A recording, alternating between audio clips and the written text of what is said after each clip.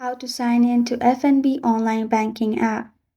Hi everyone, I'm here to assist you today without any delay. Let's jump right in. First, open FNB app and then press on login. You'll find this kind of screen pop up. Add your email, cell phone number, and ID number. After you have done that, press on continue at the bottom. Then, if you're having problem signing in, what you can do is open settings, press on apps and notifications. Then click on FNB.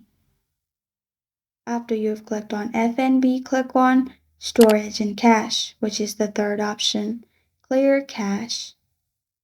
After you have cleared cache, go back and then press on force stop. Press on OK, and then you're good to go. If it still does not fix your problem, simply open Play Store and search FNB Banking App. And if there is update available, update. And if it still does not fix your problem, uninstall the app and install it again. And use the same process to sign in and your problem will be fixed. This is how to sign in to FNB Online Banking App.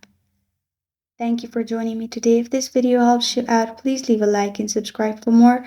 Got a question or want to suggest a topic, comment below. Thank you for watching.